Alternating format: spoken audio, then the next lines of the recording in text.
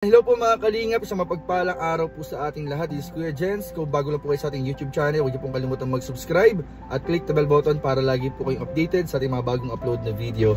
Ayan po, isang araw na naman po mga kalingap na tayo po ay magbabahaging muli ng salita ng Diyos ng ating Panginoong Jesus. At ngayong araw po mga kalingap, ang ating pag-uusapan ay nasa Mateo 10. Kung may mga Bible po kayo mga kalingap, ay puntahan po ninyo yung Mateo 10 verse 26 to 27, isang napakaganda na naman pong paalala at salita ng ating Panginoon sa ating lahat na ating magagamit at makakapitan sa araw-araw po mga kalingap. So bago ang lahat mga kalingap, kumusta po kayo? Grabe po mga kalingap, napakaganda po ng panahon ngayon, napakainit po ng araw. So kung kayo po ay may mga trabaho na exposed, medyo exposed po kayo sa init ng araw, huwag niyo po palaging kalimutang magdala ng extra t-shirt, uminom palagi ng tubig, maging hydrated. At pag mga ganitong oras po mga kalingap, medyo umiwas po tayo sa direktang sikat ng araw kasi medyo mahirap na po. Iba po yung init talaga ngayon. Yung init po talaga ngayon mga kalingap ay medyo kakaiba. Mas parang habang tumatagal nga, sabi nga nung iba, habang tumatagal ang panahon ay parang mas lalong umiinit. Kasi dati nung panahon naman, parang kahit tanghalin tapat hindi naman ganito kainit Pero ngayon parang kung mararamdaman natin yung init ngayon, parang sobra talaga yung yung init na ng panahon ngayon. Hindi natin alam, marahil dahil sa global warming. Kaya ayun mga kalingap, ugaliin po natin palagi na mag-ingat. Ano mga ginagawa ninyo? Nasaan man po kayo ngayon? Nasa bahay, nasa eskwelahan, nasa trabaho, o nasa ibang bansa man po kayo, ay palagi po tayong mag-ingat. At syempre, wag po natin kakalimutan palaging manalangin at humingi ng proteksyon sa ating Panginoon. So tara, dumako na po tayo sa Word of God natin ngayong araw. At ngayong araw nga po ang ating pag-uusapan ay nasa Mateo 10 verse 26-27. Napakaganda po nito mga kalingap. Nasusulat po dito, ay naka-red highlight ulit mga kalingap. Naka-red highlight, ibig sabihin, ayan po, naka-red. Ibig sabihin po mga kalingap, si Jesus po ang nagsasalita po itong salitang ito. Ating babasahin. Sinabi ni Jesus sa verse 26, kaya huwag kayong matakot sa mga tao.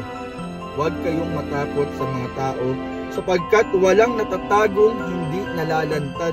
Naku, ayan na po, grabe po. Kakumpisa pa lang po mga kalinga, pero grabe po yung revelation sa atin ngayon. At walang lihim na hindi nabubunyag.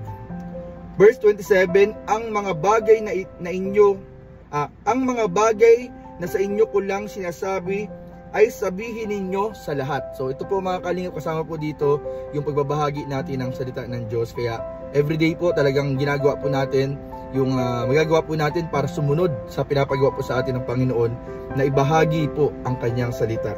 At ang karugtong pa po nito, at ang mga ibinubulong ko sa inyo ay ipamalita ninyo sa mga tao. Ayan. Kaya mga kalingap, kung okay lang po sa inyo yung ating mga binabahaging salita ng Diyos, ay i-share po natin sa ating mga kaibigan, share po natin sa ating mga kamag-anak, sa ating kapamilya, sa ating mga kakilala, para po hindi lamang po tayo nakakapakinig, maging po sila ay marinig po nila yung sinasabi sa atin ng Panginoon galing mismo sa kanyang banal na aklat, ang Bible po mga kalingap.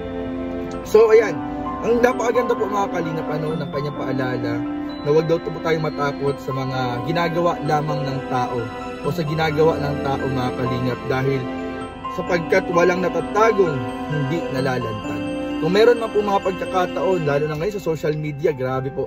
Ang social media po ngayon ay hindi na po natin alam kung ano yung totoo at hindi. Ano po yung ating paniniwalaan tsaka yung ating hindi paniniwalaan. Kasi po sa social media po, napakadali lang i-manipulate ng video. Napakadali lang pong i-edit ng bawat video, i-edit ng bawat litrato. Napakadali lang po magkwento. So hindi po natin alam kung ano yung totoo at hindi sa social media. Yun nga po mga kalingap, ay nagkakaroon nga ng mga haka-haka sa balibalita na ipagbabawal na daw po yung pagkakalat ng mga peking news, peking balita, para magkakaroon ata ng batas tungkol sa pagbabawal na magkalat ng peking balita. So matagal naman na yan, pero parang mas palalimin pa yata yung batas ngayon sa Pilipinas. Kung di ako nagkakamali, parang pinag-uusapan na rin yan ngayon. So dahil nga yung social media po ngayon ay parang siyang na siya ngayon mga kalingap another world na, kumbaga parang kapag nasa social media ka, parang ibang mundo. Parang ganun po mga kalingap, kasi halos ang TV ngayon halos hindi na po masyadong napapanood, nagagamit. Hindi katulad dati nung panahon, ang TV po, andyan po talaga ang focus ng mga tao sa TV. Kung anong ibabalita sa TV, yun yung paniniwalaan. Pero po, dahil po nung lumaganap na po ang social media, ay grabe po, lahat na po naging news anchor, lahat na po naging tagapagbalita, lahat na po naging vlogger, at hindi na nga po natin alam kung ano po yung totoo sa hindi. Kaya napakahalaga po na alamin po natin yung pinaka number 1 na totoo. Ano ba yung pinaka number 1 na totoo dito sa atin, sa mundo po natin? Ang salita ng Diyos po, ang tanging totoo lamang dito sa mundong ito. Ang makakasigurado tayo na kahit anong panahon, kahit ilang taon man ang lumipas, hindi magbabago. Kahit ilang century, ilang dekada, hindi po magbabago ang salita ng ating Panginoon. Ito lamang yung tanging salita, na tanging mapangahawakan po natin na totoo at hindi nagbabago. Yung salita ng ating Panginoon. Kaya kung meron man sa social media na mga nagkakalat ng peking balita, nagkakalat ng mga paninira, nagkakalat ng mga ikakasakit ng kapwa, ay nasa sa kanila na po yun.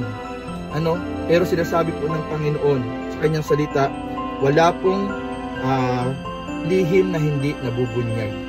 Lalabas at lalabas po ang mga katotohanan dito po sa mundo po natin, mga kalingap.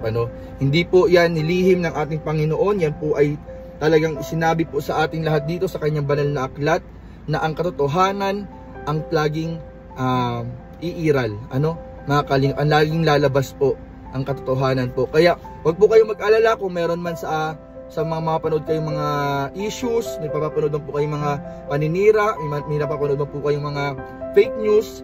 Hayaan lang po natin sila kasi po na nila yun, parang kumbaga konsensya na po nila yun. Pero tayo, focus po tayo sa tanging totoo, sa salita po ng Panginoon.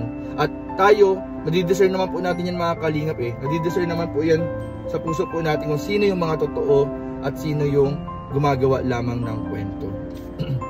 Madidiscern po natin yan.